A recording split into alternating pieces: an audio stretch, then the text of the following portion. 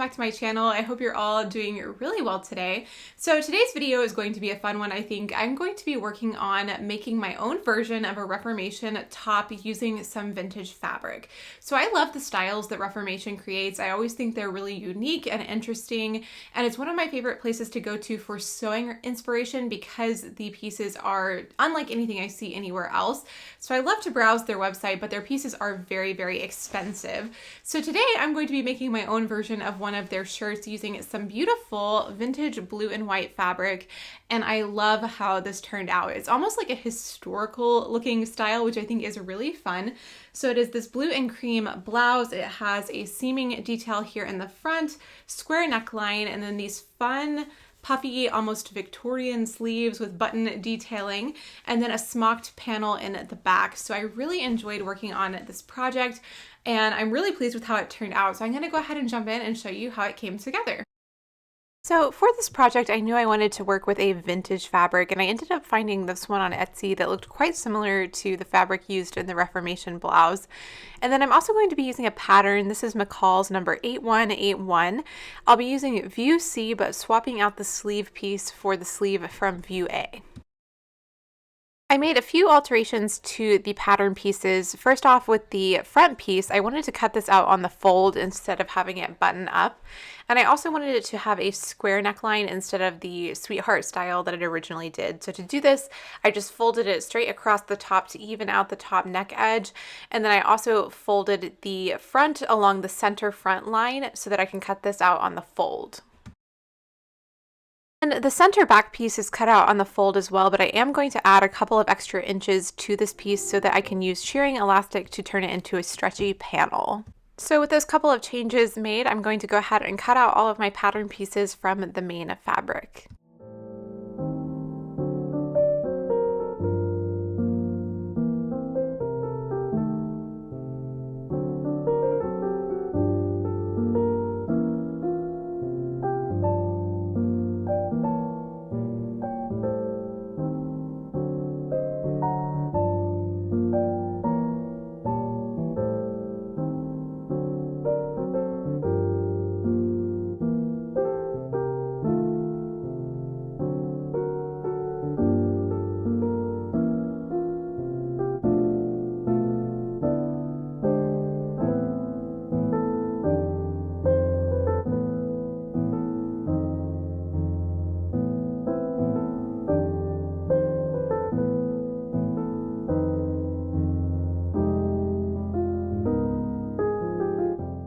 So here's a quick inventory of all the pieces I have from the main fabric. There is the center back and side back pieces, as well as the center front and side front pieces, and then the cuff pieces and the sleeves.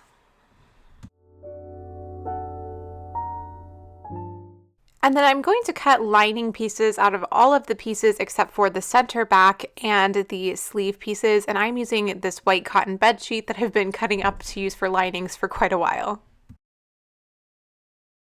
So with all of my pieces cut out, I can go ahead and get started assembling the top. So I'm going to start out by assembling the panels for the top.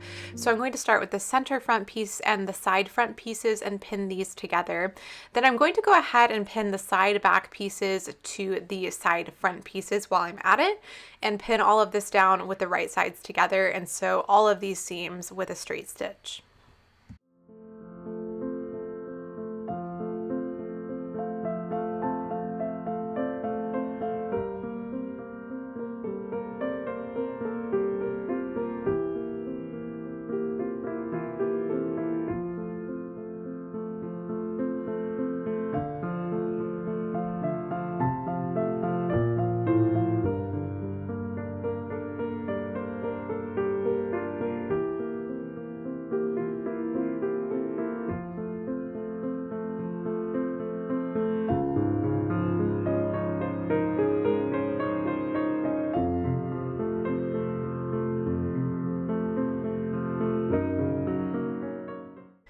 And with all 5 of these panels sewn together, I'm going to go ahead and press these seams open.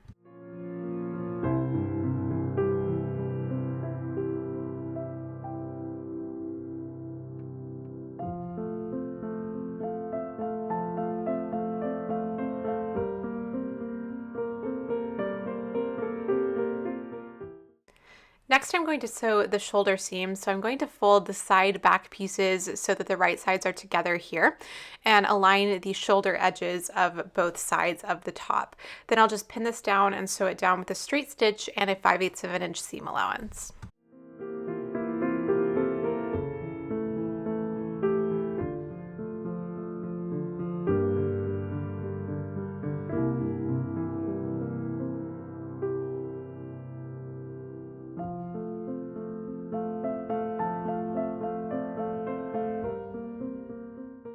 Moving on next to the back panel, I'm going to start by hemming the upper and lower edges of this panel by just folding these down about 1/4 of an inch twice and top stitching across both the top and bottom.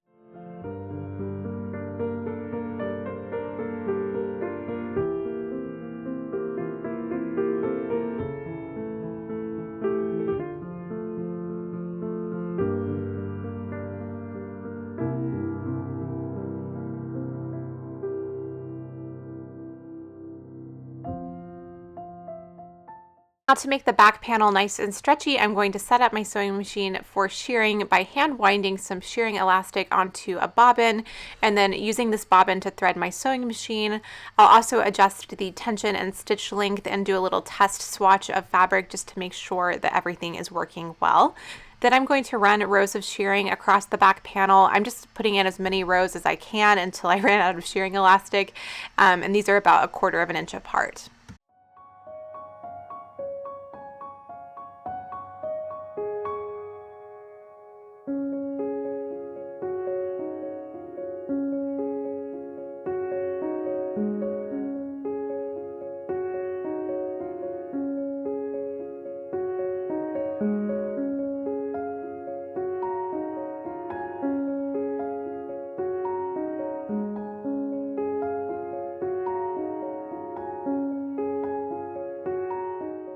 So once I had finished putting in all of my shearing elastic, this piece was really stretchy, and I used my iron just to try and flatten it out as best I could because it was definitely wanting to curl in on itself. So setting aside the main fabric, I moved on to attaching all the panels for the lining fabric in just the same way that I did for the main fabric.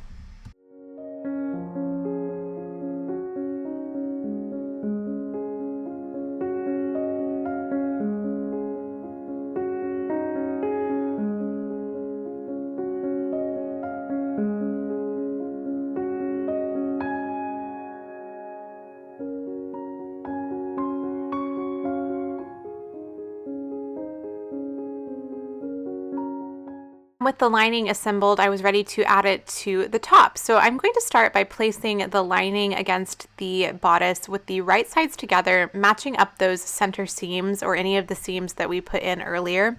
And then I'm going to pin this down with the right sides together all the way around the neck edge and the lower edge of the shirt.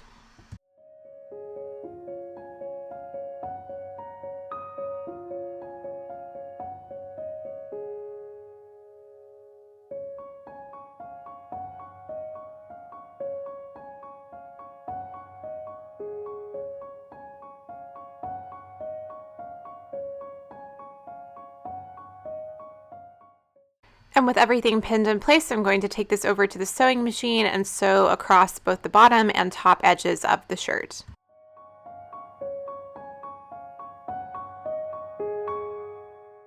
As I'm sewing these seams, I'm being careful to set my needle into the lowest position whenever I get to a corner so that I can pivot the needle and make sure that I have really sharp corners on my fabric when I turn everything to the right side.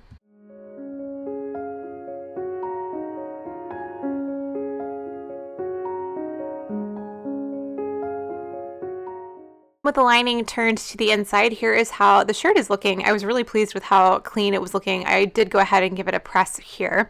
So now I'm ready to add the center back panel to the shirt. So to do this, I'm just going to place the panel with the right side of the panel against the right side of the shirt and pin this in place on both sides. And then I'll use a 5/8 of an inch seam allowance to sew it down and also use my serger to finish off the edges.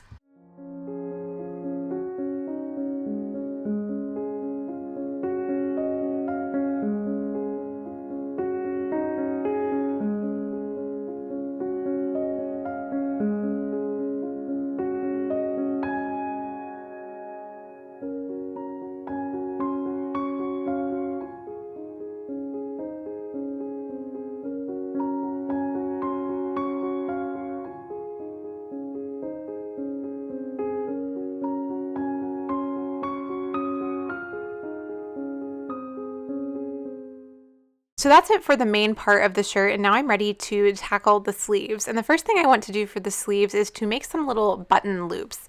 So to do this, I've cut out a really thin piece of fabric, and I'm folding in both edges of the fabric. I want this to be as skinny as possible, so I'm really trying to make it a very small piece. And I think my final piece of fabric ended up being about 1/8 of an inch wide. So once I've folded in both sides, I'm going to fold this in half and then top stitch across the whole piece of fabric. Now, if you were working with a more delicate fabric, you could just make a tube of fabric and turn it to the right side, but I tried that and found it really difficult to turn right side out with this thick fabric, so this is what worked for me. Next, I'm going to cut this up into about 2-inch long pieces, and I'm going to use 3 for each sleeve. And to help form these into button loops, I'm just bringing the edges together and pressing the loop down. They didn't really hold their shape, but this did help give me a little bit more control. So now working with the cuff piece of fabric, I've marked where I want my button loops to go using pins, and I'm just going to place them on the fabric and pin them in place and then baste them down. So I'm placing these with the cut edge towards the cut edge of the fabric so that when I turn this to the right side after I attach the lining, the button loops are facing out.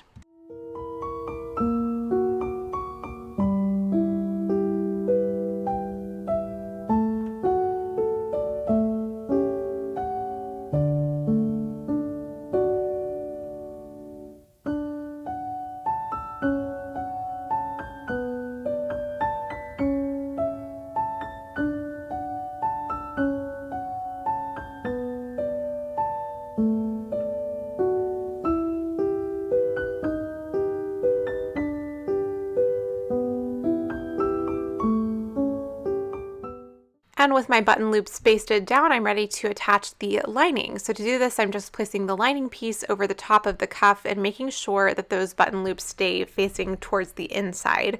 Then also all the way around the 3 sides of the cuff, leaving the top open and making sure that my button loops are encased in the seam. Then I'll turn this towards the right side and press it down, and you can see the loops are now facing out. So now working with the main sleeve piece, I'm going to start by sewing the side seams. So I will fold this so that the right sides are together and line up the sides of the sleeve, and then sew this down with a 5/8 of an inch seam allowance and use my serger to finish off the edge.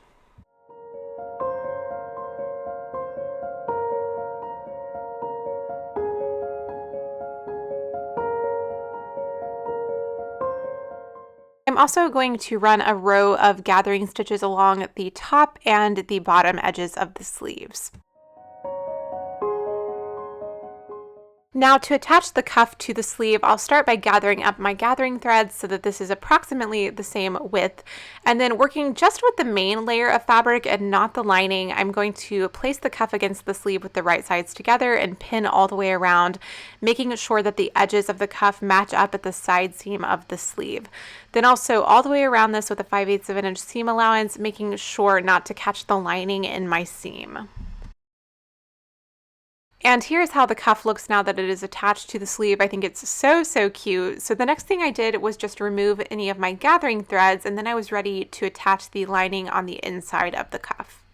And to do this, I'm just turning my sleeve wrong side out and then folding the lining in so that it overlaps the seam from before, and pinning this down so that everything looks really clean on the inside. Then I'm going to top stitch on the outside all the way around the cuff edge, just catching that lining in the seam. And I found this easier to do if I actually had the sleeve wrong side out, because it was a lot easier to keep my fabric flat and make sure I didn't catch anything weird in the seam allowance. So now we're ready to attach the sleeves to the shirt, and to do this I'm just going to pull up my gathering threads and then match up the sleeve with the bodice at the side seams of both with the right sides together and pin the sleeve into the armhole, adjusting the gathers to fit. Then I'll sew this down with a straight stitch and also use my serger to finish the edge.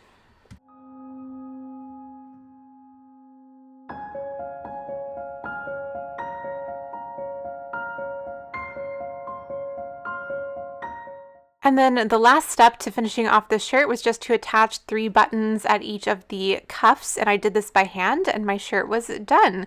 I'm so happy with how this top turned out. I think it's very similar to the original one from Reformation, and it was really fun to work with this vintage fabric. I really love blue and cream and blue and white prints like this, so it's definitely something I'm looking forward to wearing and excited to have in my wardrobe.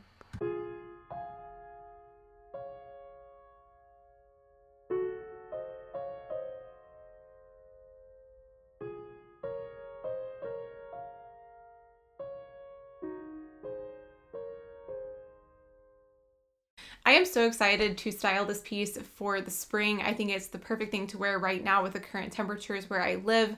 And I love how it looks with jeans. I think it's such a nice contrast of the more feminine romantic blouse with a casual pair of blue jeans. So I'm really looking forward to wearing it over the next few months. And I hope you guys enjoyed seeing how it came together. Now, originally, I was planning to have 2 different Reformation DIYs in this video, but one of my projects ended up not turning out the greatest. So I will share that in my roundup at the end of the spring of everything that I've made, of my favorites and my fails. That will be there as a fail. So if you're curious, it will be in that video. But thank you guys so much for watching today. I hope you enjoyed this video. And if you are new around here and haven't subscribed yet, I would love it if you would go ahead and click the subscribe button down below to stay tuned for future videos. And if you're not following me outside of YouTube, TikTok and Instagram are the 2 best places to do that. Thank you again so much for hanging out on my channel here today, and I'll talk to you in my next one. Bye.